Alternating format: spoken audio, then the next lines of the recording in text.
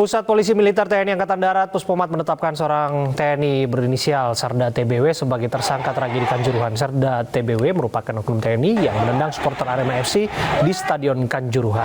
Menurut Dan Puspomat Legend Chandra W. Sukoco, anggota TNI itu dikenakan pasal 351 KUHP karena perbuatan yang melakukan kekerasan terhadap supporter. Sebelumnya Panglima TNI Jenderal Andika Perkasa mengatakan pihaknya telah memeriksa 5 orang prajurit terkait tragedi Stadion Kanjuruhan, Malang, Jawa Timur 1 Oktober lalu. Andika berkata sebagian besar prajurit yang diperiksa telah mengakui perbuatannya dalam tragedi Kanjuruhan. Ia berjanji mengusut kejadian tersebut hingga tuntas. Panglima TNI memastikan sanksi untuk prajurit yang terbukti melanggar.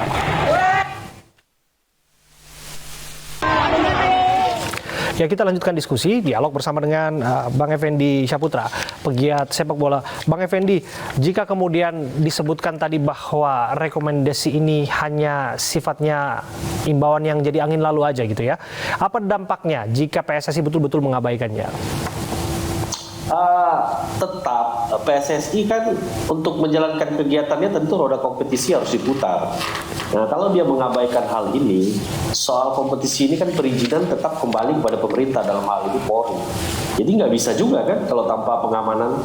Jadi memang rekomendasi ini memang menjadi alat sandera yang luar biasa dari pemerintah kepada PSSI. Artinya saya baca hasil rekomendasinya tadi, salah satunya adalah kompetisi Liga 1, Liga 2, Liga 3 akan digulirkan kalau persoalan halusnya itu kalau ketua umum dan exco ini sudah mundur gitu loh.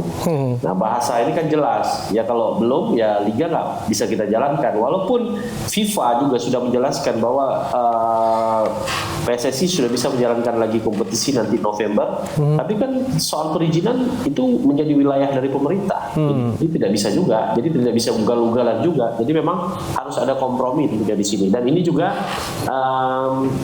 sebenarnya yang korban di sini juga pemilik klub ya, para owner klub Liga 1, Liga 2. Anda bayangkan Liga 1, Liga 2 itu biaya operasionalnya per bulan itu luar biasa besarnya.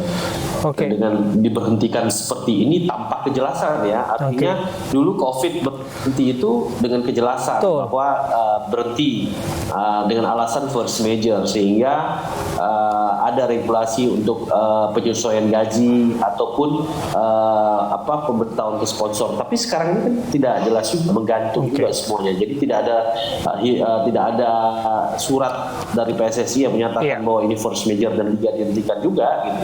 Nah, itu yang menarik. Dan sayang sekali sebetulnya kita sudah mengundang PSSI pada sore hari ini, namun belum memberikan keterangan apapun, belum mengkonfirmasi kehadiran mereka dalam dialog ini.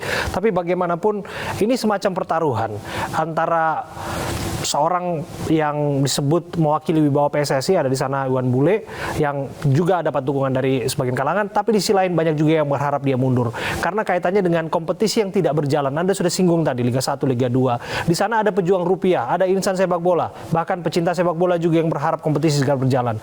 Bagaimana masa depannya nanti, Bang?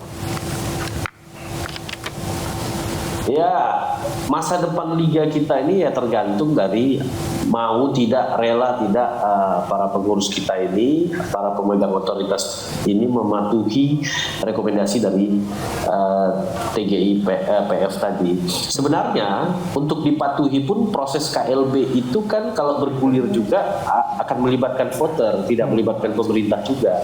Jadi menurut saya dipatuhi saja kalau memang KLB itu diselenggarakan lagi, dan kalau memang voter memilih lagi para petinggi-petinggi ini, ya pemerintah juga nggak bisa bilang apa-apa gitu loh. Karena kan yang diminta oleh pemerintah adalah semua exco dan pimpinannya mundur. Nah, ketika itu semua mundur, maka dibuatlah KLB. Nah, apakah ada rekomendasi orang-orang ini nggak boleh ikut lagi di KLB? Kalau mereka-mereka yang ada sekarang ini bisa ikut KLB lagi, maka penentunya adalah voter. Jadi nggak bisa, pemerintah nggak bisa ikut campur untuk menentukan ini nggak boleh ya, ini nggak boleh gitu. Nah, kalau dia masuk ke wilayah itu, maka kita pasti di-ban FIFA karena sudah termasuk intervensi pemerintah. Jadi menurut saya dipercepat saja kalau memang begitu Pak Ketua Umum permintaan dari TPGF untuk ini diadakan KLB untuk memilih orang baru, silakan. Jadi kalaupun memang masih merasa belum malu ya bisa mencalonkan lagi, tapi saya rasa kan masalah etika juga. Apa ini terjadi pembunuhan, terjadi orang disuruh mundur terus maju lagi kan malu juga, walaupun nanti pemegang kedaulatannya adalah voter. Jadi voter yang akan memilih siapa pengurus barunya, tidak lagi ada intervensi dari pemerintah. Pemerintah hanya menyatakan bahwa melalui TPGF ini bahwa mereka minta ini kepengurusan mundur dulu semua, baru dibentuk kepengurusan baru.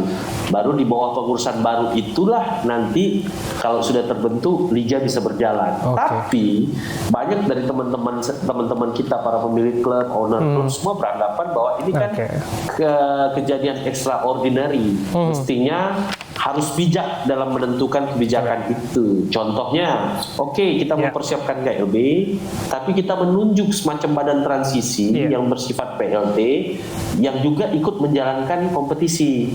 Jadi kompetisinya berjalan, persiapan KLB-nya juga berjalan. Ada win-win solution. Kan sayang ini perputaran ekonomi di bola stuck sampai menunggu waktu yang nggak jelas. Betul. Dan itu dia pesannya, bahwa segala sesuatu harus ditertibkan terlebih dahulu, betul ya, sehingga pada akhirnya bisa berjalan demi masa depan sepak bola yang lebih baik. Terima kasih sekali lagi pegiat sepak bola Bang Effendi Syahputra. Kita berharap bahwa ada respon yang akan kita nantikan dari PSSI mengenai rekomendasi dari TGIPF. Terima kasih Bang Effendi. Pemirsa, tahun ini ajang kompetisi Wirausaha Muda Mandiri 2022 kembali digelar. Daftarkan ide bisnis terbaik Anda di www.wmm.id. Saya Abraham Silaban, pamit undur diri. Terima kasih atas kebersamaan Anda. Sampai jumpa.